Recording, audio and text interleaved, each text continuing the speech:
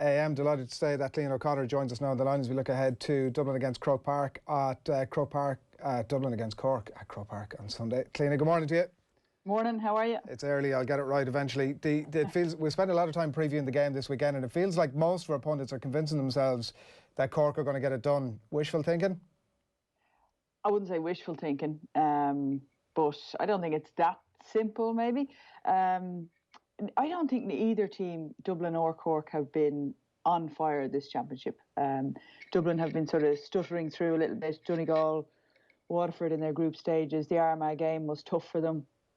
And the same with Cork. I mean, they played Kerry and Munster, then they played Cavan. I think they'd scored 7 goals or something against Cavan. And then, in fairness, they had a convincing win over Galway, but it wasn't an unbelievable Cork performance. So you're hoping that the two teams are peaking at the right time to give you a really good game of football. But which I'm presuming both of them, that's what they're aiming for, because I don't think either of them would have been entirely happy with their championship to date by their own standards, not by anyone else's, you know. Do you think that that's, on Dublin's part, like maybe the lack of consistency that they might have had in previous years, is that indicative of where they're at the minute, or is that just a bit of rustiness that needs to be blown off and that everything comes right then on Sunday, or is it more of an indicative of a bit of a downturn in Dublin, because that's some of the case that's been made in terms of the case for Cork here?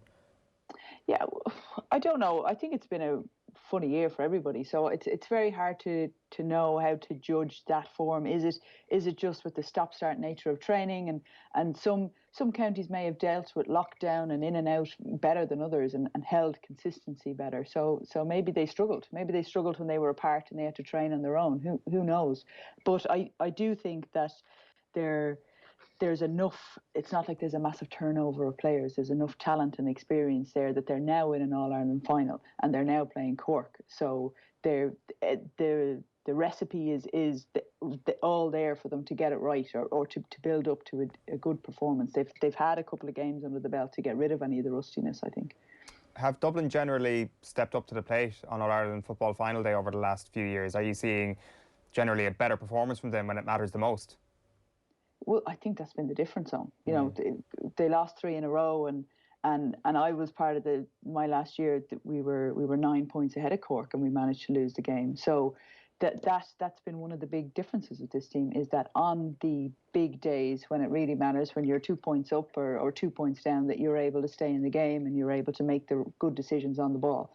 And I suppose that's again one of the things that Mick has really developed with this group, is where I think Dublin have been fit for years, and Dublin have had decent footballers for years, but it's the level of analysis and understanding of decision making on the game in the context of high pressure environments that have made the difference. Like, why did you pass that? Why did you just shoot aimlessly there? Why didn't you pass it to the runner off your shoulder? You were 40 yards out and you know you can't score from there. So I think that type of approach to performance has been a key difference for this group. What changed? Does Mick Bohan deserve all the credit for that, or is there other people who came in to change that mindset and to change their approach to All-Ireland final day and not getting burdened by it but actually embracing it? I think there's a lot of people involved in it. Yes, Mick is the manager, and he picks the backroom team, so he picks the people who come in around. So he's got to take a lot of credit for it. I think Shane Carney has been involved with stats, and he's very good in terms of stats and analysis and that attention to detail. Elaine Kelly, an ex-footballer, an ex-teammate of mine, she's a clinical psychologist, and she's been part of the backroom team. And she's, for her own admission, she's not a sports psychologist, but that sort of dealing with being a high-performing athlete and dealing with all the ups and downs of that, she spent a lot of time making sure everybody is happy and able to deal with the pressure of performance, or when you get dropped, or when you don't understand your job on the pitch, and just tying it all together. I think they've been two key pieces that have developed this Dublin team for sure. In many ways, then, Cork almost have that psychology bedded into them come this final, and they have done for a long time. It matters having the history of wins against Dublin, against the country as a whole for so long, that necessary arrogance that you need going into an All-Ireland final, that's not going to be a problem for this Cork team. No, and playing against Cork, it was like they were frustrated. I found them a very frustrating team, because there's a lot of nice people on the team, so it's very difficult to hate them, you know.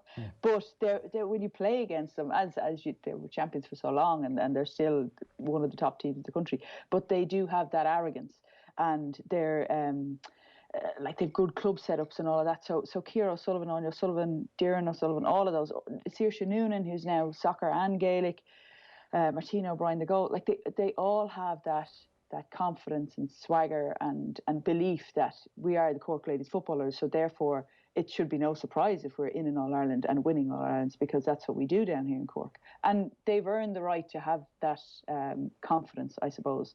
And the fact that they have, that Dublin have now won 3 in a row, I think for that group, that will really get under their skin, I think, because they started out in Cork in a time where their county was dominant, and I would imagine it's very, very irritating for them that Dublin have now won 3 in a row. The strength and conditioning, the fitness, Cliodhna, has been something that's been spoken a lot about this week. Doireann O'Sullivan was talking about it earlier in the week in the context of Dublin being so much fitter than Cork, and then you hear the argument slightly counter to that, and I suppose both of them have enough of that to show things like, particularly with Cork, their ability to get back and track back when the break is on, and snuff out those attacks, get numbers behind the ball, I suppose, essentially. Both of them have that capacity. What does that mean then for the game on Sunday, in terms of, like, it could end up in a fairly low scoring affair, or how do you think that plays out? Yeah, well, I think Cork are just as fit as Dublin, to be honest with it. They're great athletes, so I think that imbalance, I don't think, is there. But watching Cork against Galway, one thing that did strike me is they do get back behind the ball, and they do crowd out the D, and you've got to work very, very hard to get anywhere near their goal. So what that's going to mean for Dublin is they're going to have to shoot from distance. You may get a sniff here once or twice in the game to get in and get a shot away for goal, but the half forward line, so Carla Rowe and Lindsay Davey, and Niamh McAvoy didn't start the last day, but maybe today's the day where they're going to need her in terms of being able to shoot from distance. So that decision making is going to be really, really crucial. If Cork are back, and they're very good at keeping the kind of defensive arc very solid and pushing attackers out and not letting you break the line. So if that's the case, the Dublin forwards are going to have serious, serious patience and keep moving the ball. Don't get caught in the tackle, because Cork are strong in the tackle, and then make really good decisions in terms of when to shoot and where to shoot from. Because if that defensive setup is strong and is consistent, people can sometimes they just get a little bit panicked, and they see, oh, I don't know what to do. We passed it 6 times. We've been holding onto the ball for too long. I need to shoot. And often they're shooting out of range or from a bad angle. So that decision making up front is going to be very important. And then I guess from the other side, to my mind, one of Cork's strongest elements is their forward line, is Ciara O'Sullivan and Anya and Doireann and Saoirse O'Sullivan. So all of those, Dublin, there's definitely going to be some man marking jobs done, and they're athletic, they're strong, they're tall. So Ciara, Saoirse, Anya, they're all difficult people to mark just from their strength and their power and their football skills as well, never mind anything else. So you're talking about Siobhan McGrath, Sinead Goldrick, Niamh Collins, Martha Byrne. They're going to have 2 jobs to do. They're going to have to win their individual battles for sure. It can't be a case of whether you pass Saoirse Noonan off, you take her, now I take her. It'll be a lot of one-on-one battles which are going to have to be won. And then secondly, in terms of Cork do have a good ability to play as a unit up front, so that discipline not to leave any gaps. And I feel like I'm sort of arguing against myself here, but that's the balance of defending, in terms of knowing when you do not leave your player and it's a one-on-one, or okay, this threat is now too big and we've got to go back and protect the goal. So that balance is going to be really important against Cork, because you can't afford to give any of those players any room.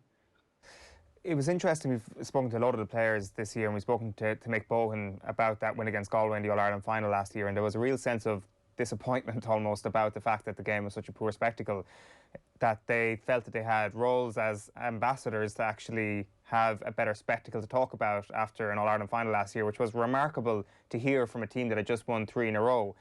Do you expect this year to be a better spectacle? Because you talk about that Cork defence and you look at a packed defence sometimes, and that can often be the start of a downfall when you hope for a spectacle from a football game. Well, your first point about their positioning themselves as role models, I think is one of the things that's really driving their standards. You talked about what's made the difference. That I think when Mick came in, he decided that the standard of inter-county football and support that these squads get has to go up, and we're going to start doing it. And players bought into that, so therefore they're raising their standards and their expectations of themselves, and that's been an important part of what they've tried to do as a group. So yes, they were absolutely disappointed that they felt they let the sport down last year in terms of the performance or the spectacle that they provided. So this year, do I expect a kind of battle of the defences, low scoring? It's a possibility. You can't say it isn't. But what I would like to see on show is really, really, really good points and shooting for points. That often we don't see that in ladies football. Maybe not often, but more so at the higher levels. But when you go down the divisions, the shooting range is smaller, and there's a lot more goals scored. So I would like to see two well orchestrated, well organised defences, but excellent forward play, excellent decision making, and some really good scores. That's what I think this final could bring, because you've got people. I've mentioned the Cork half forward line before, and I've mentioned the Dublin half forward line. You've got players in there who can shoot from distance and who can give a really good display of attacking football. So I'd like to see both of them bring that this weekend, because that's something that sometimes we don't see as often in ladies football. Some of that point taken might depend on the fitness of Sinead Ahern. I don't know what you're hearing, if anything, but feel free to let us know about that, and also your prediction for the game of the weekend. Yeah, Sinead's a big part. One from a free taking point of view, from a leadership point of view. Word from here is she's hopeful. That's as far as I've heard, and I kind of don't pry too much with Sinead because she's so private and she'd tell you where to go anyway. But she hopefully it would be very disappointing for her and for her teammates if she didn't make it for the final. But knowing her, she's doing whatever she can.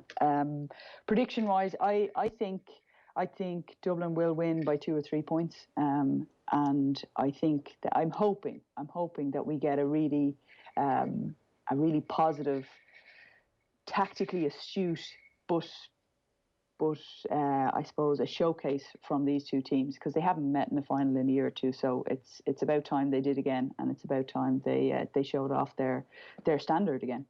Yeah, and let that be the big story of the year from women's football, if we can at all. Cliodhna, thanks a million. Enjoy the game at the weekend. Thanks very much. Thanks a lot. Cliodhna O'Connor on the line there, looking ahead to that game at the weekend on Sunday.